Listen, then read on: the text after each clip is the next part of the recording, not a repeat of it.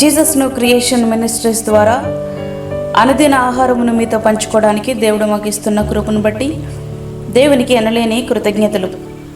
51వ కీర్తన 10వ వచనం. దేవా, నా యందు శుద్ధ హృదయము కలుగు చేయము, నా అంతరంగములో స్థిరమైన మనసును నూతనముగా పుట్టించుము. దావీదు గారు చేస్తున్నటువంటి ప్రార్థన ఇది.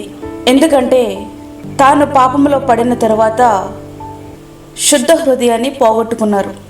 పాపం ఏం చేస్తుంది అంటే హృదయాన్ని మలినం చేస్తుంది, మనసుకు స్థిరత్వం లేకుండా చేస్తుంది. హృదయమే మలినమైపోతే మన జీవితం అంతా మలినమైనట్లే కదా. మనసు సంచలమైనదైతే దేవునిలో స్థిరత్వం లేనట్టే కదా. ఒకవేళ నీవు కూడా ఇట్లాంటి పరిస్థితులలో కొట్టుమిట్టాడుతున్నావా? ఏం చేయాలి అంటే విరిగి నలిగిన హృదయముతో దావీదు చేసిన ఈ చిన్న ప్రార్థన నువ్వు చేయాలి.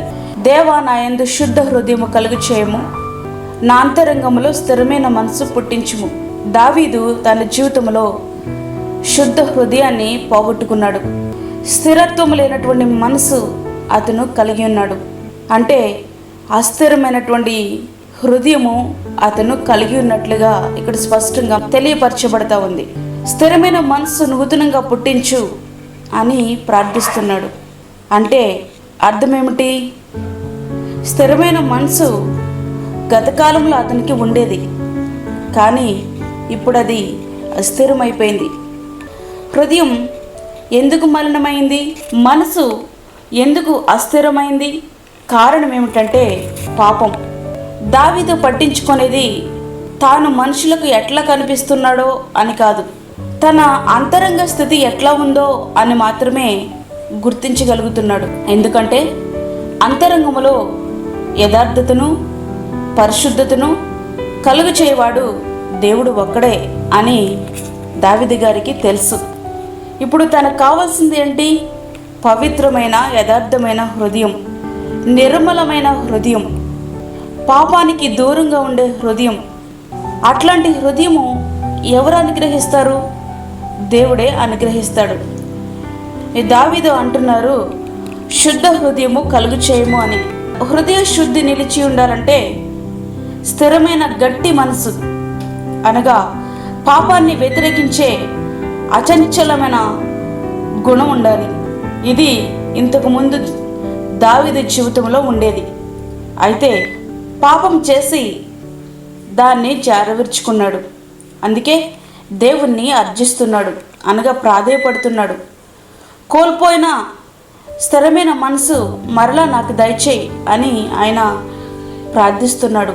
ప్రియమైన సహోదరి సహోదరుడా, నీవు కూడా ప్రశాంతమైన మనసును కోల్పోయావా? దేవునిలో స్థిరత్వంగా ఉండే మనసును కోల్పోయావా? ఈ దినమే దావీదు గారు చేసినటువంటి ప్రార్థన నువ్వు చేయి. దేవుడు నీ ప్రార్థన తప్పకుండా ఆలకిస్తాడు. పశ్చాత్తాపముతో నాకు శుద్ధ హృదయం కలుగు చేయి ప్రభువా అని ఆయన పాదాలు పట్టుకో. దావీదు చేసినట్లుగా నీవు కూడా చేయి. చాలామంది పాపమును ఒప్పుకుంటారు, కానీ అస్థిరమైనటువంటి బుద్ధి గల వారే మరలా వెనక్కి జారిపోతున్నటువంటి వారు అనేక మంది మనకు కనబడతారు. కుక్క తన వాంతికి తిరిగినట్లుగా అనేక మంది పాపం వైపుకు వెళ్తూనే ఉంటారు. అసహించుకున్న దానిని మరలా ముట్టుకుంటారు, అసహించుకునే దాని వైపు మరలా చూస్తూ ఉంటారు. అదే కుక్క స్వభావం. కనుక ప్రియమైన దేవుని బిడ్డ, ఒప్పుకున్నటువంటి పాపం వైపుకు మరలా నువ్వు వెళ్తున్నావా? దావీదు గారి వలె స్థిరమైన మనసు కలిగించమని నువ్వు ప్రార్థించుకో. పశ్చాత్తాపముతో ఆయన సన్నిధిలో నువ్వు ప్రార్థన చేయి. పోగొట్టుకున్న శుద్ధ హృదయాన్ని దేవుడు దావీదు గారికి అనుగ్రహించినట్లుగా ఆయన నీకును అనుగ్రహిస్తాడు. అంతరంగములో స్థిరమైన మనసు ఆయన నీకు పుట్టిస్తాడు. అట్టి రీతిగా మన హృదయాలు మనం సిద్ధపరచుకుందాం. పవిత్రత వైపుకు నడిపించబడదాం. పరలోక రాజ్యాన్ని స్వతంత్రించుకుందాం. శుద్ధమైన హృదయముతో ఆయన మనం ఎదుర్కొందాం. అట్టి కృప ధన్యత దేవుడు మనకి అనుగ్రహించునుగాక. ఆమేన్. వాక్యమైనటువంటి ఈ ప్రియమైన దేవుని బిడ్డలారా, ప్రార్థనలో ఏకీభవించండి. పరిశుద్ధమైన తండ్రి, ప్రేమ గల యేసు ప్రభువా, ఈ రీతిగా మరి ఒక దినం మా జీవితంలో అనుగ్రహించారు నాయన, నీకు స్తోత్రాలు చెల్లించుకుంటున్నాం. ఒక దినము మా జీవితంలో గడుస్తుంది అంటే అది కేవలం మీ ఉచితమైన కృపను బట్టియే ప్రభా.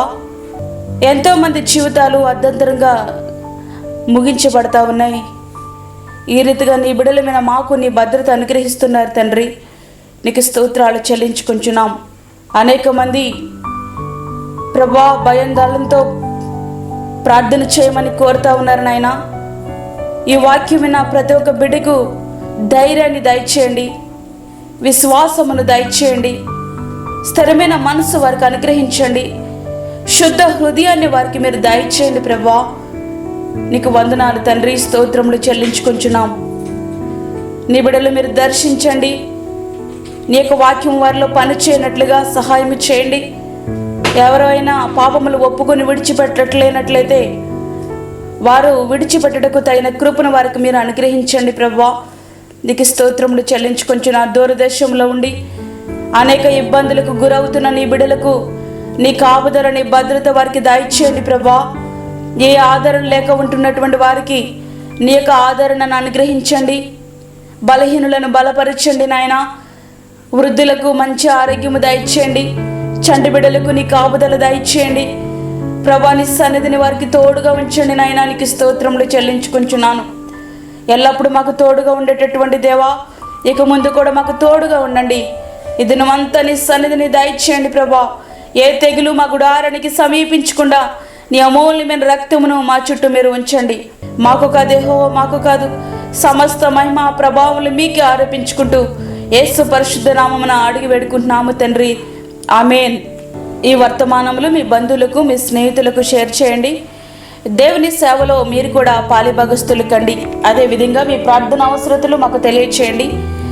మా ఫోన్ నెంబర్ 9177377559. దేవుడు మిమ్మును మీ కుటుంబమును దీవించి కాపాడునుగాక, ఆమేన్. దేవుని సేవలో మీ సహోదరి అన్నామణి. మా ఛానల్ని సబ్స్క్రైబ్ చేయండి, షేర్ చేయండి, లైక్ చేయండి. దేవుడు మిమ్మల్ని దీవించునుగాక, ఆమేన్.